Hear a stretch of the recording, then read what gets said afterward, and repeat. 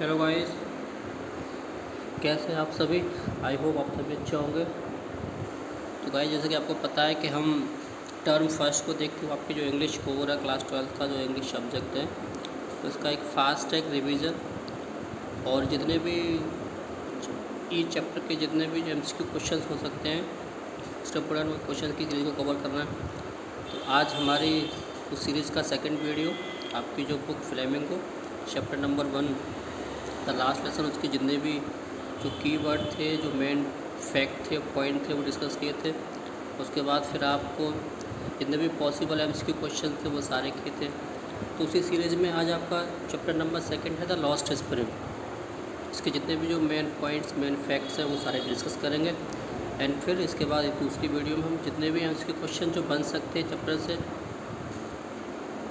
उनको डिस्कस करेंगे। तो उससे पहले आप लोगों से बस एक ही गुजारिश है, रिक्वेस्ट है कि वीडियो को शेयर कर दें, लाइक कर दें, और चैनल आपने सब्सक्राइब नहीं किया सब्सक्राइब कर दें। जो भी आपके फ्रेंड्स मिलने वाले जो भी क्लास 12 में पढ़ रहे हैं उनको भी शेयर कर दें, जिससे कि थोड़ा उनका भी बेनिफिट हो जाए, थोड़ा उनका भी ठीक ठाक हो जाए, भला हो जाए। चलिए, तो सबसे पहले ज़रा समरी को एट ए ग्लेंस शॉर्ट में समझ लेते हैं। तो लॉस्ट स्प्रिंग जो आपका जो चैप्टर है ना, वो अनीस जुंग एक राइटर हैं और इंडियन राइटर हैं। उनकी जो बुक है lost spring stories of stolen childhood, उससे लिया गया है और ये फीमेल राइटर हैं, है ना। और इसमें क्या है कि उन्होंने जो पावर्टी जो है, जो पावर्टी का जो रीज़न दिया है कि कुछ तो लोग ट्रेडिशन होता है, कुछ लोग बाई लक गरीब बन जाते, तो वो सब कुछ बताया गया। उसमें कुछ कंडम भी किया गया। तो ये चैप्टर है वो 2 स्टोरीज़ हैं इसमें, और दोनों स्टोरी 2 छोटे बच्चों की, तो कैसे वो अपना बचपन खो देते हैं कि अपने ड्रीम्स को, जो होप्स होती है उसको लॉस कर देते हैं। तो चैप्टर पार्ट नंबर 1 है sometimes I find a rupees in the garbage. तो it is a story about a boy whose name is Sahib, है ना, his full name Sahib Alam. Part 1 है, तो टाइटल दे रखा है sometimes I find a rupees in the garbage. तो ये साहिब आलम एक लड़का है, उसका जो नरेटर है वो इंटरव्यू करती है, तो बताया गया एक रैग पिकर है ना, और जो कचरे को बीनता है, जिसको कभी कभी उसको कभी कॉइन मिल गया, कभी वैल्यूएबल थिंग मिल जाती है, जिससे क्या होता है कि वो उसकी हैबिट में आ जाता है। अब साहिब एक्चुअली में क्या है, Sahib now currently lives in Seemapuri, वो अभी सीमापुरी में रहता है, बट एक्चुअली में वो रहने वाला था बांग्लादेश, ढाका कैपिटल है बांग्लादेश की, वहाँ से आया है। ये बात उसकी मम्मी ने उसको बताई थी, हिज मदर टोल्ड हिम। अब why they migrated from Bangladesh से आए क्यों हैं, तो सिंपली क्या है कि बांग्लादेश में क्या था कि उनके जो हाउसेस थे, उनके जो लैंड थे, जो फील्ड थे, they all were destroyed by the storm. वो सारे के सारे स्टॉर्म में डेस्ट्रॉय हो गए, तबाह हो गए।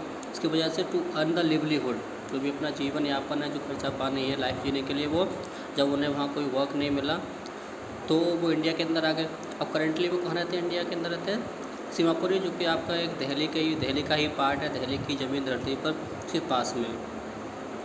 तो उसका इंटरव्यू किया गया, तो साहिब आलम से मिलती है राइटर, तो उससे बोलती है कि why do you do this, तुम ऐसा क्यों करते हो।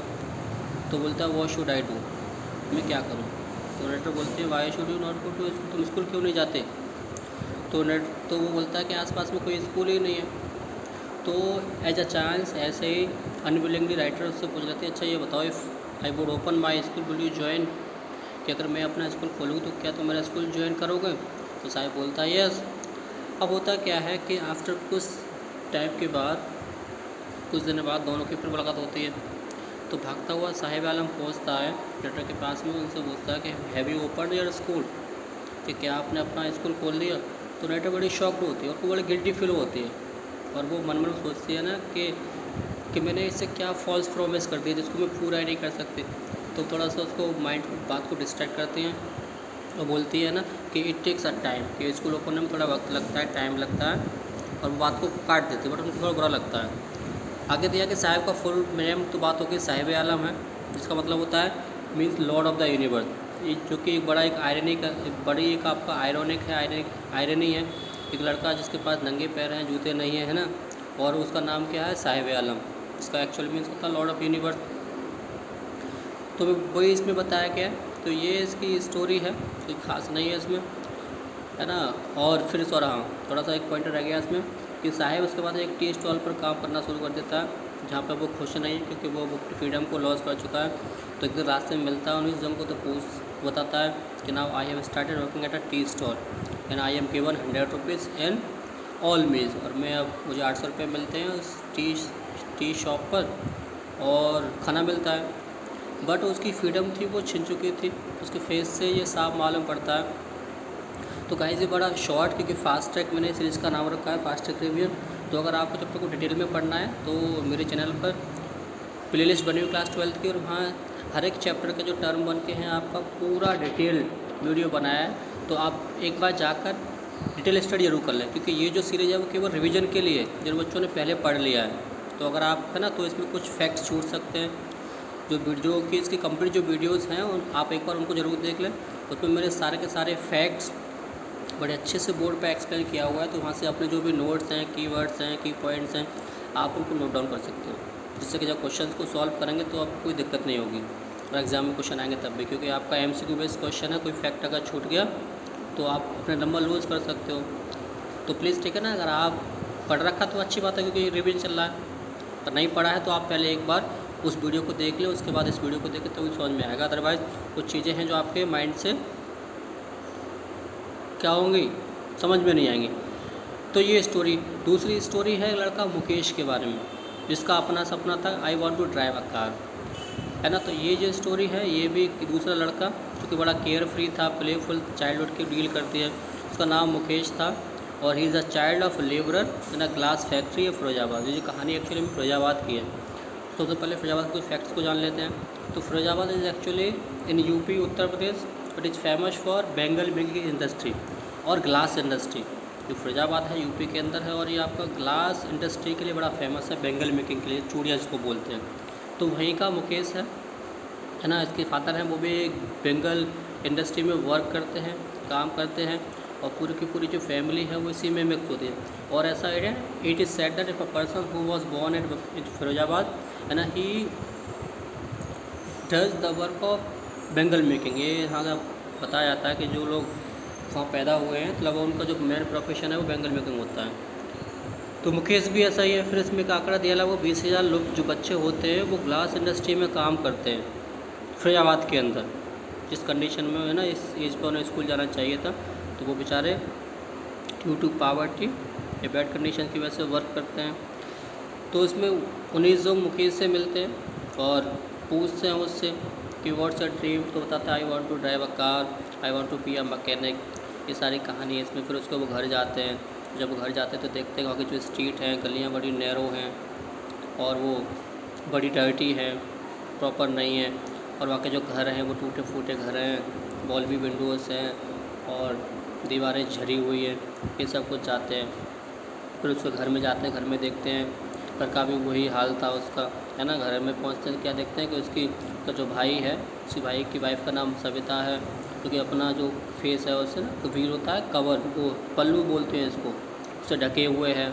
क्योंकि वहाँ कुछ बुजुर्ग लोग बैठे हुए हैं, खाना पका रही है ना, वो भी चूल्हे पका रही है, तो उसकी आंखों में आंसू आ रहे हैं डस्ट से, धूल से, स्मोक से।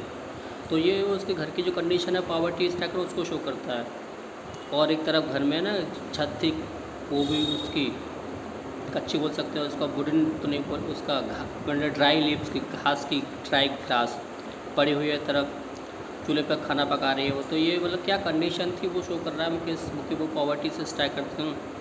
फिर इसमें बताया गया है कि जब उसकी दादी से बात करती है नरेटर, तो बोलती है उसमें कि ना इट्स आर डेस्टिनी, कि आप लोग दूसरा वर्क क्यों नहीं ट्राई किया दूसरे क्यों नहीं। तो बोलता कि हमारा डेस्टिनी, हमारा लक है, हमें तो किस्मत में ये लिखा हुआ है। मतलब वो जो कुछ भी है उसी पर रिलाई करती हैं, मतलब उनको जो है उस पर भी सेटिस्फाइड है।